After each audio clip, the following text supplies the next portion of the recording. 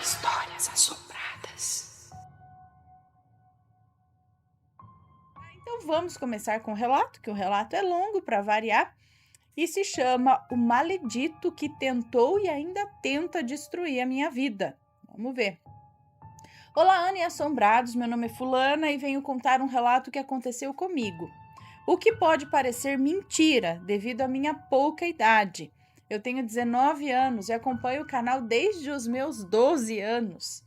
Já adianto que o relato é longo e para melhor leitura os nomes já estarão trocados. Obrigada.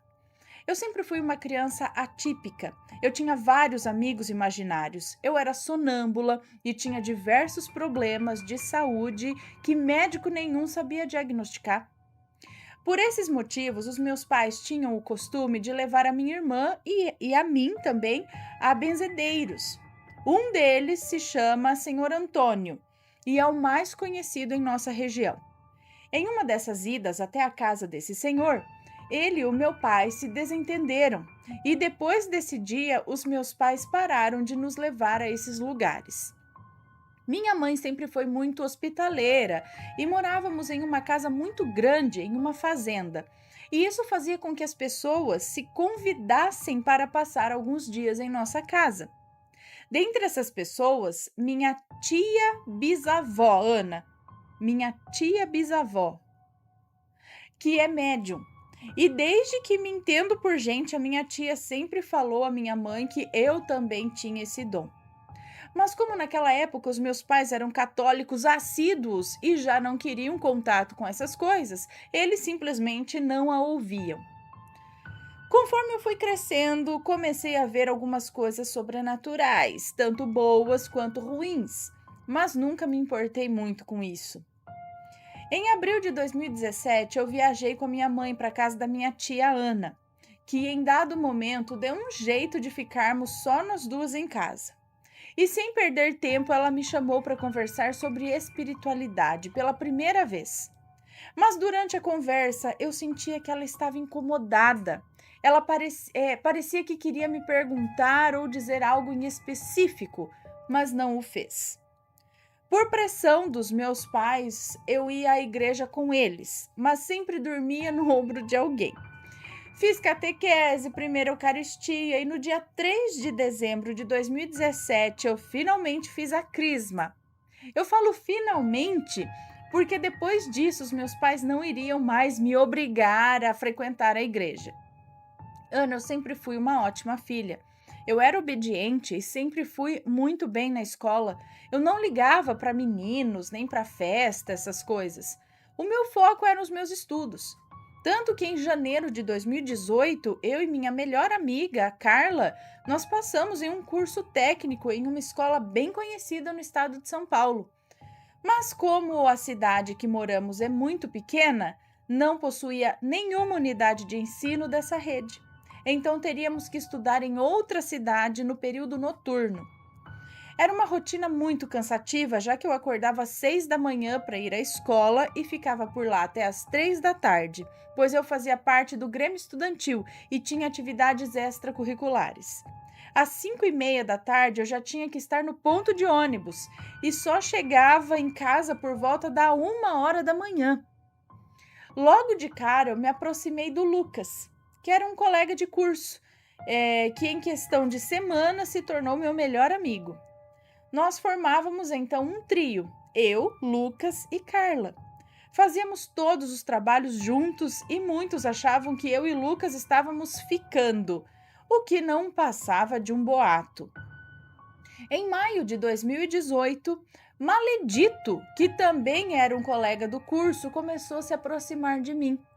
Eu não dava atenção para suas investidas, pois sempre estava com a cabeça cheia por causa dos estudos. Até que uma noite as aulas acabaram um pouco mais cedo. Então fiquei conversando com algumas pessoas na frente dos portões da escola e eis que o maledito se aproxima e entra na conversa. Foi só questão de tempo para que perguntasse a minha idade, então eu disse que eu tinha 15 anos. Ele assustou, mas eu não liguei, já que essa era a reação de quase todos que descobriam a minha idade. Sempre diziam que eu aparentava ter uns 19 anos. Um dia tomei a péssima decisão de salvar o número do maledito no meu WhatsApp. Ele usava meus status para puxar assunto e eu, muito ingênua, comecei a dar trela. Porém, suas investidas eram muito pesadas. Então, desconfiada, eu perguntei a idade dele. E, pasmem, ele tinha 22 anos e estava dando em cima de uma menina de 15. Bom, fomos nos aproximando cada vez mais até que percebi que eu estava apaixonada. Em julho, entramos de férias e ficamos um mês sem nos ver. Quando voltamos para as aulas, o maledito me pediu em namoro e eu aceitei. Então chegou a hora de contar para o meu pai, que surtou logo de cara. E foi ainda pior quando eu revelei a ele a idade do maledito. Então meu pai olhou para mim e disse: "Por que ele não namora com alguém da idade dele?" Eu tentei amolecer o meu pai com as coisas que o maledito me contava, que ele morava sozinho, pois sua mãe havia expulsado ele de casa, que ele não via o pai fazia mais de 10 anos. Então meu pai me disse: "Se um pai e uma mãe viram as costas para o seu próprio filho, é porque tem algo de errado nisso aí." E hoje eu me arrependo por não ter dado ouvidos ao meu pai. Depois, é isso que eu penso também. Pô, o pai sumiu de... Tá, o pai não via 10 anos e a mãe expulsou ele de casa. Peraí. Vamos ver. Ele é um coitadinho? Será que ele é um coitadinho? A mãe é a maledite ou ao contrário, né?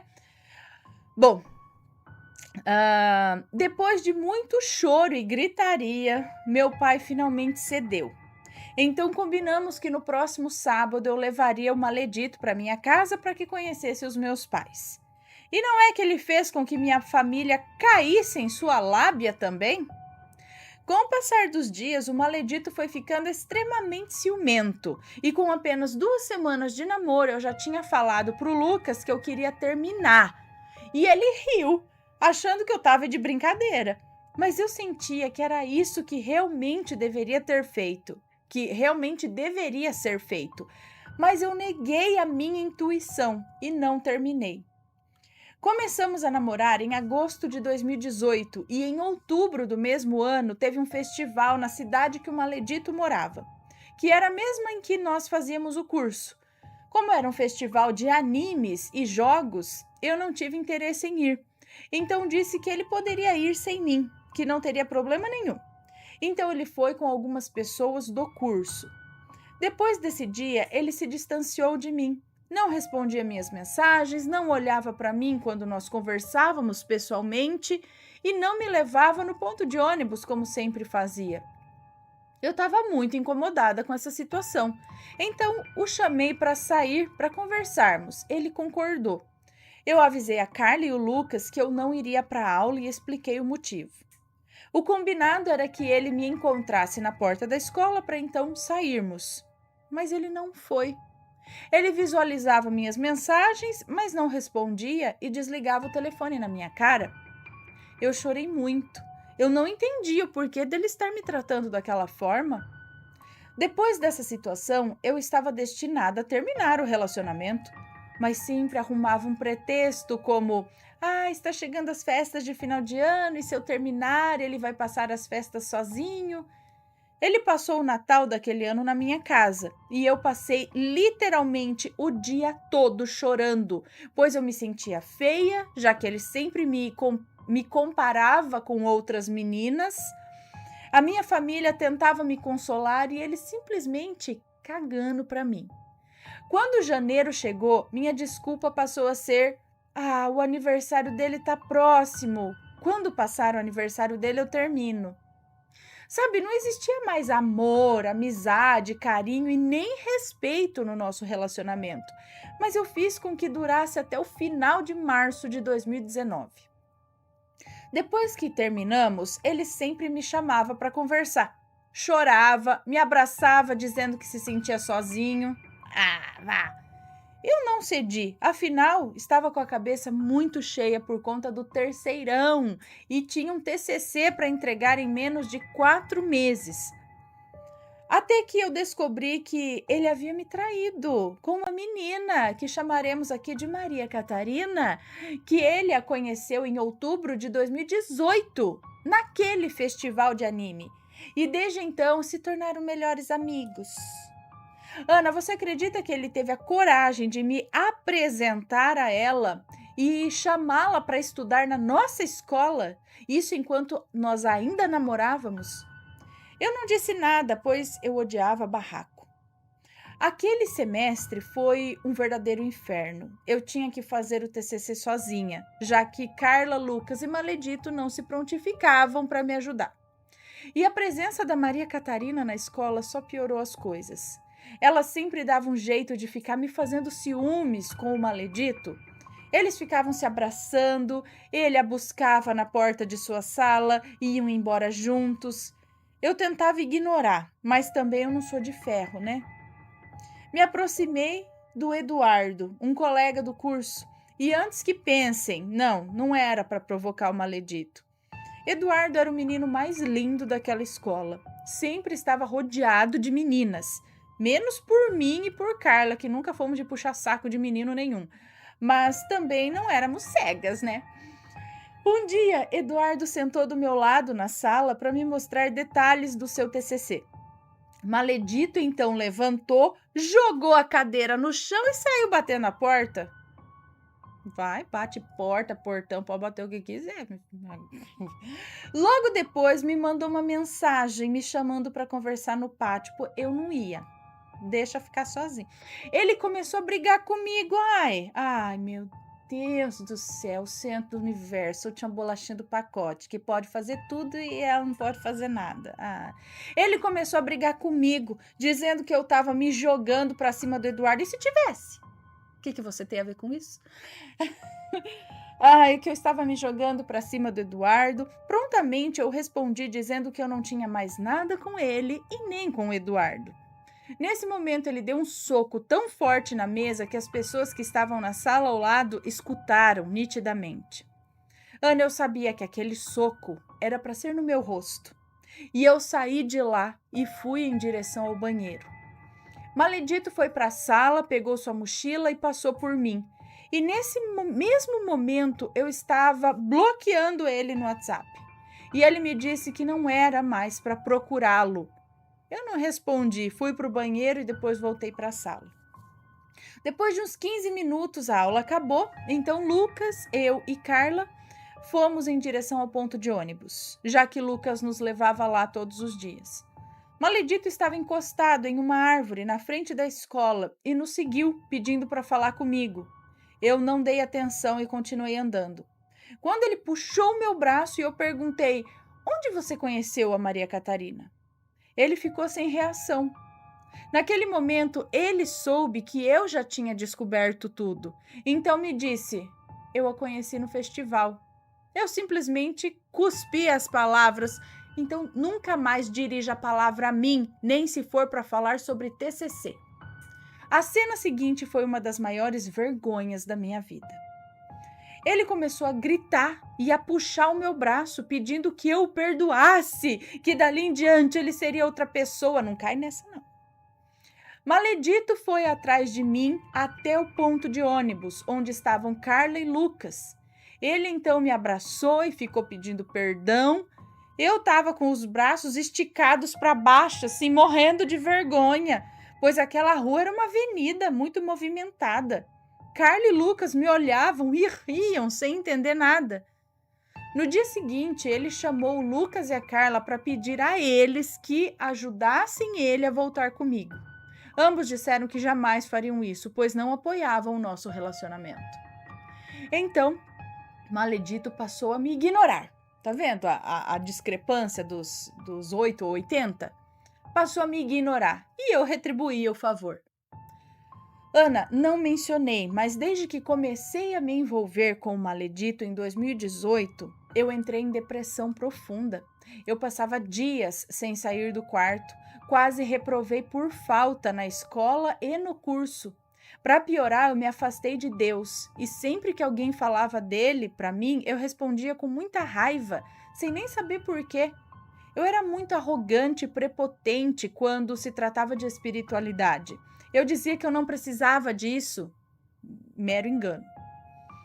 Em julho de 2019, apresentamos o TCC e foi o último dia em que eu vi o maledito.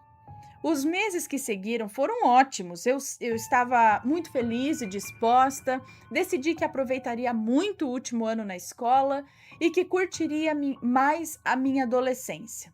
Eu estava firme na minha terapia, então minha depressão também melhorou muito. No Natal daquele mesmo ano, recebi uma mensagem de um número não salvo. E adivinhe? Era o maledito. Ele me desejou um Feliz Natal e estava se passando de anônimo, mas eu reconhecia o número, então pedi para não me mandar mais mensagens, pois ele era a última pessoa do mundo que eu queria conversar. Depois desse dia, eu comecei a não ter ânimo para fazer mais nada. Eu sentia enjoos, mas não falava nada para não preocupar os meus pais. Chegou então o dia 31 de dezembro. Eu acordei animada, tomei café e fui arrumar meu cabelo para a festa da virada. Mas comecei a passar muito mal e desmaiei. Acordei no carro com os meus pais me levando para o pronto-socorro. O médico me examinou e disse que eu estava desidratada por causa do calor e me mandou para casa. Bom, passou o dia e, como de costume, minha família saiu para ver os fogos e tal, e eu chamei a Carla para ir conosco. Depois de abraçar todos, eu olhei meu celular para responder o Lucas e vi uma mensagem do maledito que dizia: Feliz Ano Novo, princesa. Eu falei para minha mãe, para minha irmã e para Carla, e todas me disseram para não responder. Mas eu decidi responder. E como eu fui burra! Começamos a conversar e ele fazia umas perguntas muito pessoais, como: como está a saúde dos seus pais? Como vai o namoro da sua irmã? Como estão os seus animais?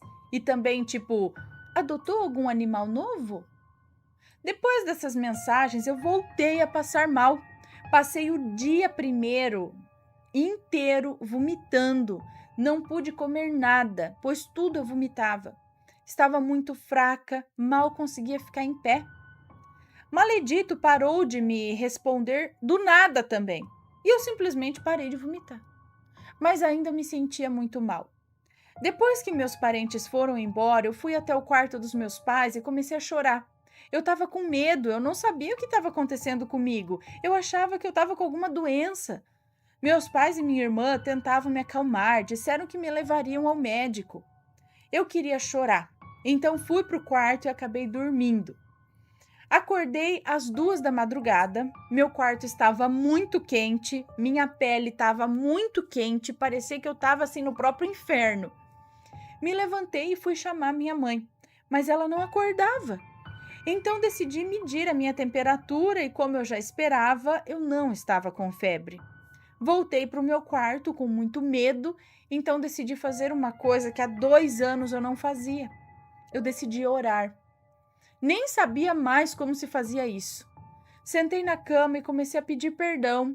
Pedi a Deus para que aquilo não me fizesse mal. Eu sentia uma presença muito negativa no meu quarto, mas depois que eu orei, aquilo passou. Meu quarto resfriou e eu dormi de edredom até o resto da noite. Bom, durante aquela mesma noite, eu sonhei com o meu avô materno, que já havia morrido. Ele não falava, né? Ele não falava por conta de sequelas de um AVC que ele teve quando a minha mãe ainda era adolescente. Mas aquela noite ele me disse assim: minha filha, estão querendo te fazer muito mal. Bom, nem preciso dizer que eu fiquei o dia todo com aquilo na cabeça. No dia 4 de janeiro, eu passei o dia todo pensando no maledito. Cheguei até a chorar, mas não sabia nem porquê daquilo, já que eu não sentia absolutamente nada por ele. Eu não mandei mensagem e é a primeira vez que eu agradeci pelo meu orgulho, ou ao meu guia, que hoje eu sei que foi quem me impediu de mandar mensagem para ele. Na segunda-feira, uma tia do meu pai chamou minha mãe para ir em um centro espírita que o filho dela, primo do meu pai, frequentava. Ele era médium de incorporação naquele centro. Minha mãe me chamou e eu fui com as duas. Eu estava totalmente desinteressada durante a sessão. Cheguei até a dormir. Quando terminou, nem esperei o passe e fui saindo, alegando que eu não estava me sentindo bem. Minha tia saiu atrás de mim, me pegou pelo braço e me puxou para dentro, dizendo para todos que eu precisava sim de passe. Chegaram ali umas 5 pessoas para me dar o passe e quando deram início, eu comecei a chorar copiosamente. E o moço que estava atrás de mim quase caiu. A médium, dona da casa, conversou com a minha mãe, mas não disse do que se tratava e pediu para que eu voltasse lá. No dia seguinte, os meus pais me levaram ao médico, fiz uma bateria de exames e quando saíram os resultados, não era surpresa para ninguém. Mas eu não tinha nada, nem uma anemia sequer. Eu comecei a ter alguns insights. Comecei a entender algumas coisas, como a minha relação com Deus. Mesmo eu tendo sido tão arrogante e tendo negado Ele inúmeras vezes, Ele nunca me abandonou. Eu o via ao meu lado enquanto eu chorava à noite, quando eu ia para o ponto de ônibus e em vários outros momentos. Nesse momento, eu conheci o Deus que tanto via as pessoas falando e passei a louvá-lo como nunca antes. Passado uns 2 dias, a minha amiga veio para minha cidade e, conversando com ela, perguntei a ela sobre um benzedeiro da cidade dela. Ela me disse que o conhecia sim e que ele já havia ajudado sua família inúmeras vezes. Então era isso, eu iria procurá-lo. Naquela mesma noite, conversei com os meus pais e pedi para que me levassem até aquele senhor. Minha mãe não disse nada e meu pai disse que sabia onde era. Ambos não concordavam com isso, mas não se opuseram também. Chegando até a casa desse senhor, o mesmo senhor citado lá no começo, o senhor Antônio. Tínhamos que esperar outras pessoas sair da sala e nesse tempo eu sentia algo com raiva dentro de mim. Quase desisti de entrar, mas segui firme ali na minha decisão. Entramos eu, meu pai, minha mãe e minha irmã. E ele perguntou o que estava acontecendo e eu contei tudo para ele. Quando me calei, ele disse: moça, fizeram um trabalhinho para você. Minha irmã perguntou quem era e ele disse: uma moça de cabelo curto. Eu não conhecia nenhuma moça de cabelos curtos que pudesse ter feito tal coisa. Senhor Antônio então rezou para cada um de nós individualmente, me deixando por último. Então, quando foi se sentar, ele disse assim: vai ser um pouco ruim de desfazer isso. Você aceita fazer? Sem pensar muito, eu disse que sim. Então ele me passou um banho com fumo e pinga. Me pediu para acender uma vela para o meu anjo da guarda e fazer algumas orações. Eu disse que faria o mais breve possível. Eu saí de lá chorando e agradecendo o meu avô pelo alerta também e agradecendo muito a Deus. Bom, chegamos em casa por volta das 7 da noite e meu pai foi direto comprar as coisas para o banho. Fizemos tudo o que foi pedido na mesma noite. Quando terminei o banho, senti um sono absurdo e fui me deitar. Aquela noite tive muitos sonhos que se pareciam mais com visões. Vi algumas velas vermelhas, uns barbantes e outras coisas que eu não consegui distinguir. Vi também o maledito e uma moça branquinha de cabelos curtos e pretos. Eu nunca tinha visto antes. Nos dias que se passaram, eu já me sentia muito bem, mas tinha a sensação que o maledito ia aparecer novamente. E 2 dias depois, como eu já imaginava, Maledito me mandou mensagem. Eu decidi que não contaria a ninguém. Eu sabia que ele deixaria escapar algo em algum momento.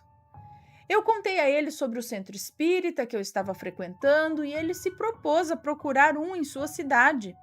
Segundo ele, para me ajudar a desenvolver a minha mediunidade, que ele sabia que eu possuía. Foi quando ele me mandou um print de uma conversa com uma moça, onde ele perguntava os dias que o centro abria e se ela tinha algum livro para indicar. Ela então respondeu dizendo que segunda era dia de atendimento, quarta era dia de estudo e quinta era o dia da Pombagira e Exu. E que ela não sabia de nenhum livro, pois tudo que aprendeu foi praticando. Nesse momento eu dei zoom na foto de perfil dessa moça. E sim, era a mesma moça do meu sonho. Eu não tenho preconceito com nenhuma religião, até porque hoje eu sei que o senhor Antônio é pai de santo. Mas naquele momento eu disse assim: ela não é kardecista, ela é da Umbanda. E ele só desconversou. Nos dias que se passaram, sempre que eu fechava os olhos, eu via a mesma cena. Uma virilha necrosada e dela saía uma agulha. E eu falei para minha mãe e ela disse que voltaríamos à casa do senhor Antônio para levar a ele algo em forma de agradecimento e que eu aproveitasse a oportunidade e tirasse as minhas dúvidas. Nós fomos. Então eu perguntei ao senhor Antônio se essa cena da virilha e o meu sonho tinham a ver com a forma que teriam feito a amarração. E ele assentiu com a cabeça que sim, né? Disse que eu não deveria me importar, porque eu estava bem. E isso que importava, eu estar bem. Eu assenti, mas não aguentei e perguntei: quem fez isso? Foi quem eu sinto que fez? Ele novamente assentiu com a cabeça. Eu o agradeci e saí. No carro, eu contei para os meus pais e a minha irmã, que tinha falado com o maledito. No carro, eu contei para os meus pais e para minha irmã que eu tinha falado com o maledito e também contei o que eu tinha descoberto. Ainda no carro, eu mandei uma mensagem para o maledito, dizendo para que ele não mexesse com o que ele não conhecia. Eu esqueci de mencionar que ele era ateu e que ele nunca tentasse tirar o livre-arbítrio de alguém. Apesar de tudo, eu não sentia a raiva dele, eu sentia pena, pois eu sabia que uma hora ou outra as contas iam chegar para ele e que ele não teria como escapar. Nessa noite, todos foram para os seus quartos e eu decidi ficar acordada mais um pouquinho. Estava sentada em um sofá que fica bem de frente para um corredor e comecei a ver filtros do Instagram. Quando olho para frente, vejo um homem. Ele usava o que parecia ser um blazer bem longo e um chapéu, mas era todo preto. Eu só vi os seus olhos que carregavam muita raiva. Eu gritei para minha mãe, então ela e a minha irmã vieram e começaram a ler salmos ali na sala. Apesar de tudo, eu não senti medo. Eu sabia que eu não estava sozinha, nem na vida, nem na espiritualidade. Na próxima segunda, minha tia me chamou para ir no centro espírita novamente. Fomos eu, ela, minha mãe e minha irmã. Mas dessa vez me sentaram em um lugar especial, já que eles sabiam da minha mediunidade. A sessão começou e o filho da minha tia foi o segundo a incorporar. Aquilo então o usou e disse com muita raiva: ela não deveria estar aqui. Ela não deveria estar aqui. Vocês estão estragando tudo.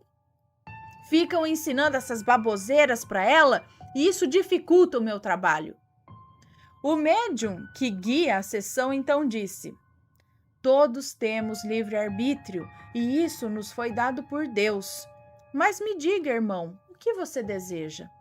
E a entidade respondeu: destruição. Nessa hora, o psicógrafo, que também estava nessa mesa, começou a escrever. Eu não prestei atenção naquele momento de tanto que eu chorava. No fim da sessão, foi lido aquela carta psicografada e nela estava escrito assim: irmã, sempre que as influências desse ou algum outro irmão afetarem em suas atitudes, faça uma prece diante de qualquer dificuldade. Mesmo assim, eu estarei te zelando e observando cada passo de sua trajetória nessa encarnação. Lembre-se de pedir oração, muita paz para você. Então o psicógrafo me entregou as cartas e disse: você está muito bem acompanhada. Eu agradeci por toda a ajuda que tinham me dado. A partir daí, a minha vida foi melhorando. mas os meus pais trabalhavam muito e ficavam dias fora de casa. Então eu decidi adotar um gato. Fui até uma ONG e escolhi uma gatinha que tinha por volta de 5 meses. Dei o nome dela de Lua, uma gatinha preta, linda, era dócil, carinhosa e muito companheira. E nessa mesma época comecei a namorar um garoto chato, Theo. Um dia postei uma foto da Lua nos stories do Instagram. E não sei como, mas o maledito viu e respondeu. Disse também que ficou sabendo que eu estava namorando e começou a mandar diversas fotos que tinham no Facebook do meu namorado. Então eu pedi para que ele parasse de fazer isso e ele mudou de assunto. Conversando com ele, descobri que seu pai havia morrido e que seu avô estava muito doente. Eu fiquei mal, pois veio na minha cabeça que a amarração feita para mim pode ter gerado essas consequências. Mas depois de um tempo, paramos de conversar. Meu namoro estava ótimo, mas em novembro do ano passado minha depressão piorou, só a terapia não estava adiantando. Então resolvi procurar uma psiquiatra. Ela me passou um ansiolítico e pediu para que eu voltasse em um mês. Ainda em novembro, descobri uma doença no intestino que limita muito a minha alimentação. O medicamento prescrito pela psiquiatra não surtiu efeito, então em dezembro fui diagnosticada com depressão e transtorno de ansiedade generalizada. Ela me prescreveu diversos medicamentos que também não faziam efeito. No dia 23 de dezembro, o maledito me mandou uma mensagem perguntando se eu tinha alguma foto da nossa formatura. Eu disse que não. Então ele disse que ficou sabendo que eu tinha combinado com o pessoal de sair. Eu disse que era verdade e que se ele quisesse, eu avisaria a data. Ele disse que aguardaria minha mensagem. Eu nunca mais respondi, nem fui nesse encontro com os meus amigos também. Dia 25, eu estava estranha com o meu namorado. Eu não sentia mais tanta vontade de estar com ele. Então pedi para que os meus pais me buscassem no sábado de manhã e assim foi feito. O Theo passou o ano novo na minha casa e algo estava estranho comigo. Eu não queria que ele ficasse perto de mim, não olhava para ele e evitava até conversar com todos. Achei que isso era efeito colateral dos medicamentos, já que um deles era apatia. Minha mãe até chamou o Theo para explicar sobre isso. Como ele é muito compreensivo, ele entendeu. Os dias foram passando e meu estado depressivo só piorava. Até que um dia eu tomei vários comprimidos de um medicamento. Eu sabia que aquilo não era o suficiente para tirar minha vida. Eu só queria dormir por bastante tempo. Mas essa noite foi horrível. Minha mãe notou que eu estava tropeçando e falando arrastado. Quando eu me trancava no quarto ou banheiro, eles arrombavam as portas, chamaram até a ambulância. Na semana seguinte, eu iria na psiquiatra de novo. Disse a ela que nenhum medicamento estava fazendo efeito. Então ela me receitou um outro medicamento e me diagnosticou com distimia, que é um transtorno depressivo persistente. Disse que esse novo medicamento evitaria que eu pensasse em talvez tirar minha vida. E realmente eu fiquei muito bem após começar a tomar todos os medicamentos. Mas justo nessa semana que eu estava bem, a minha Lua morreu, a gata. Ela definhou em menos de uma semana. Levamos em vários veterinários, dávamos os remédios prescritos, dávamos água e comida na boca com auxílio de uma seringa, mas ela não aguentou. Depois disso, eu decaí mais ainda. Eu não conseguia viver sem a minha filhinha e queria, de fato, acabar com tudo. Meus pais até me deram um cachorro e eu dei a ele o nome de Sol. Eu fui piorando cada vez mais, me sentia cansada, sem perspectiva, sem vontade de nada, então decidi terminar o meu namoro com o Theo. Eu não queria que ele e sua família me vissem assim. Eu sempre fui muito vaidosa, eu estava sempre com as sobrancelhas e unhas feitas, cabelos muito bem cuidados. Agora eu mal depilava as pernas. Chegou então o dia de voltar ao psiquiatra. Conversando, ela me disse que provavelmente eu tinha transtorno de personalidade limítrofe, borderline, já que nenhum medicamento fazia efeito no meu organismo, mas que era estranho porque eu não tinha a maioria dos sintomas de quem tem esse transtorno. Eu saí de lá triste e pensativa e no caminho para casa pensei que isso poderia ser algo espiritual. Chegando em casa, pedi aos meus pais que me levassem até o senhor Antônio. Fomos na mesma semana, mas dessa vez entrou um de cada vez, e eu entrei primeiro. Disse tudo o que estava acontecendo, ele não disse nada e colocou uma mão em minha cabeça e a outra sobre o colar da minha gatinha, a Lua, que estava por debaixo da minha blusa. Ele me disse que eu era muito triste, mas que não era para eu me preocupar, e me passou um banho. Quando eu saí, o meu pai entrou e disse ao senhor Antônio o que estava acontecendo. Meu pai está há muito tempo procurando um emprego, sabe? Então o pai de santo disse: eu te disse, aquele local é amaldiçoado, nada prospera lá, nada prosperará lá. E continuou dizendo que tinham feito um trabalho para me desnortear até que eu acabasse tirando a minha vida. Em seguida entrou minha irmã e ele também a avisou do trabalho que haviam feito para mim. Ana, ninguém me disse sobre esse trabalho e, diferente da primeira vez que eu fui lá, eu não fiz o banho logo que cheguei em casa.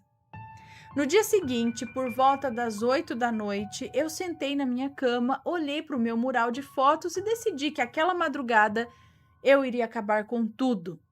Eu sentia paz com aquela decisão. Então minha mãe passou e me viu chorando. Entrou, sentou do meu lado. Logo chegou a minha irmã. Eu não disse a elas o que eu estava pensando, só disse que eu estava cansada.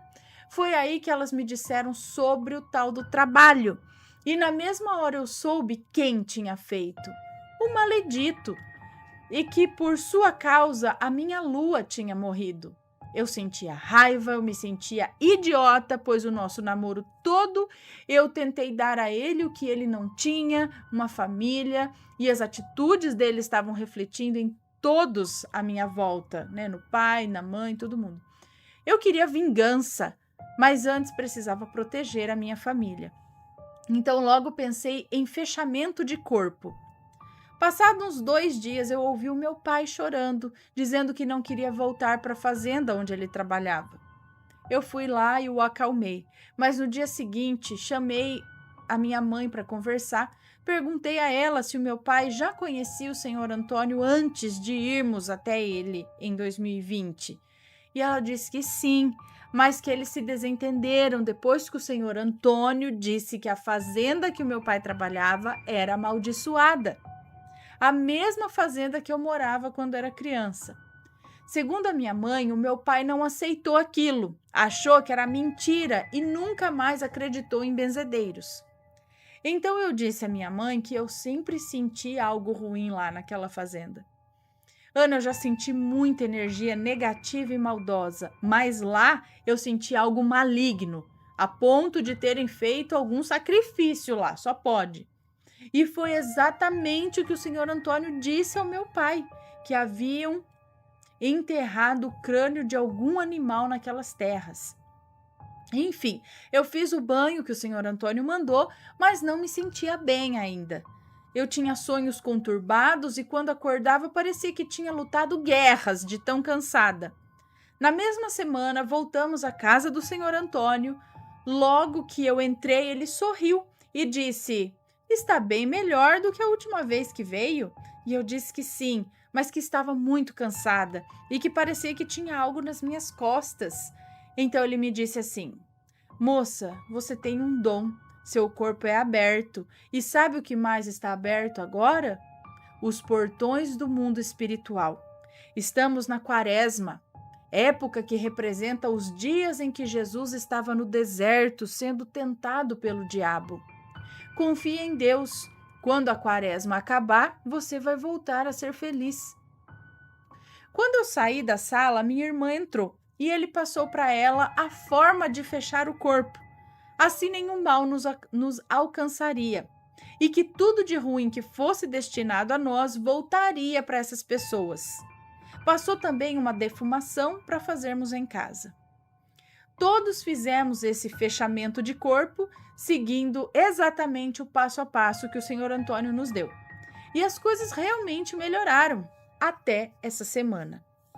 Dia 23 de março, logo pela manhã, minha mãe começou a sentir fortes dores no estômago, tão fortes que ela vomitava e chegou a urinar nas calças de tanta dor. Tivemos que pedir a uma vizinha que a levasse ao hospital. Graças a Deus ela ficou bem. Fez alguns exames e adivinhem, não era nada. Nada. No fim do mesmo dia, o meu cachorro, o Sol, se engasgou com algo. Chamamos a veterinária, ela apertou dos lados da garganta dele e, para o espanto de todos, pulou da boca do cachorro uma gilete. Sabe aquelas lâminas soltas? E detalhe, ela não fez nenhum corte na garganta dele. Nem na língua, nem nas bochechas. Eu sinto que isso ainda não acabou, sabe? E o mais triste é que não consigo perdoar o maledito por esse último trabalho.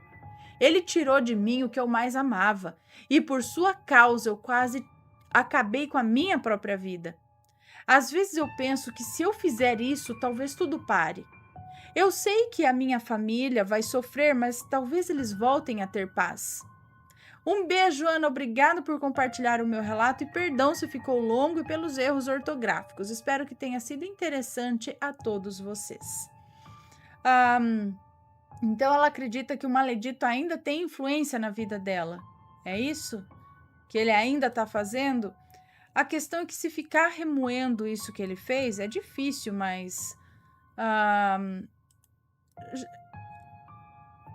tem que continuar, acho que com as orações no centro espírita lá que ela frequentou, eles não ajudam, o próprio Senhor Antônio aí, continuar com força até ele parar ou até tudo voltar para ele, né, naturalmente. Enfim, mas não desistir, né? Eu acho que dá para dar um jeito nisso. Dá para dar um jeito nisso, né? Ele fazendo com que ele pare os ataques, né? Ou às vezes até procurar um outro lugar, uma outra opinião.